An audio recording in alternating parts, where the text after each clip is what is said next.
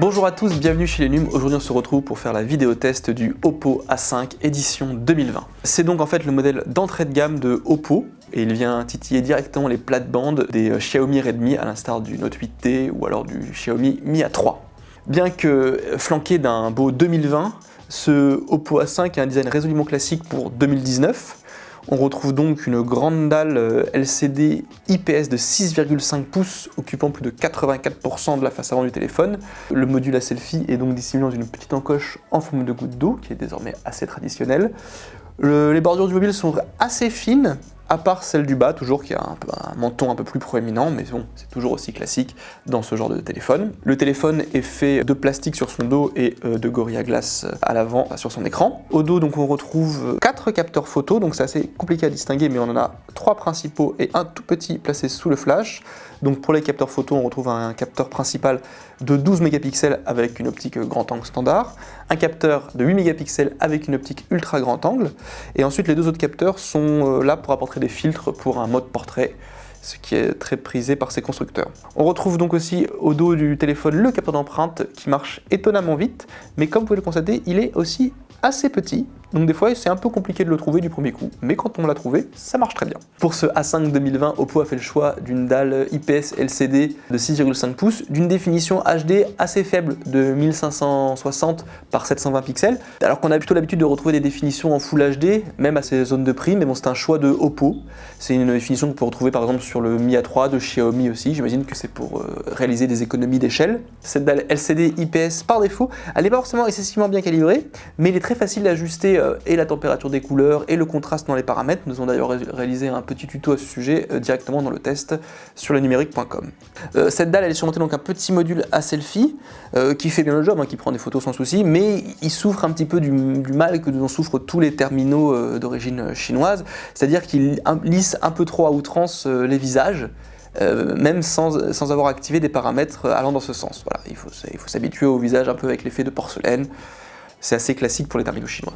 À l'intérieur, pour alimenter le smartphone, on retrouve un SoC Snapdragon 665 accompagné de 3 Go de RAM. Au niveau des performances, il s'inscrit dans la droite ligne de tous les terminaux qu'on a testés avec cette configuration, et ils sont nombreux aux alentours de 200 €. Et donc il fonctionne plutôt très bien pour les tâches du quotidien, en cas d'un ralentissement. Et même pour la partie jeu, même s'il est un peu moins performant, il arrive quand même à maintenir régulièrement les 40 images secondes, ce qui pour quasiment tous les titres ne devrait poser aucun problème, que ce soit en 2D ou en 3D. Concernant le stockage du téléphone, il faut compter sur seulement 64 Go, mais il est tout à fait possible d'étendre ce stockage via une carte micro SD.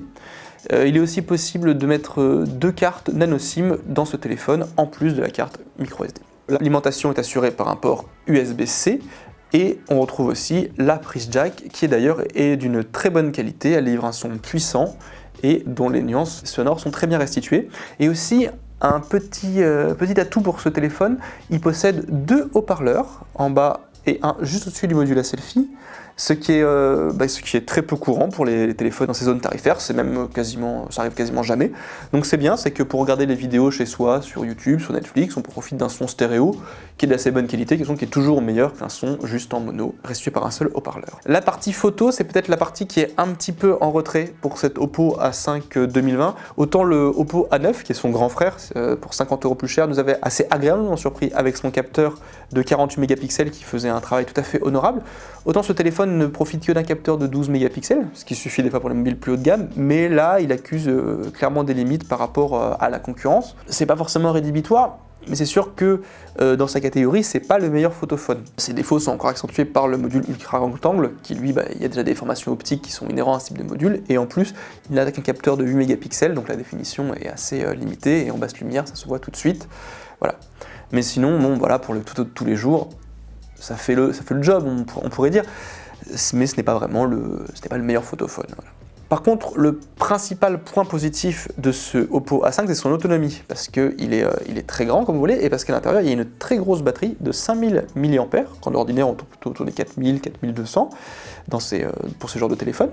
Et donc 5000 mAh, ça lui permet d'atteindre presque 30 heures d'autonomie lors de nos tests d'endurance, ce qui c'est vraiment plus que correct, ça permet de garder le téléphone allumé en théorie pendant 4 jours en utilisation plus traditionnelle, donc ça joue tout à fait en sa faveur du Oppo A5. Petit bémol toutefois, il n'est pas compatible avec une charge ultra rapide, comme on en voit de plus en plus, et il faut à peu près 3 heures pour le recharger, mais bon, quand il a tenu plus de 4 jours, on peut lui accorder ce petit défaut.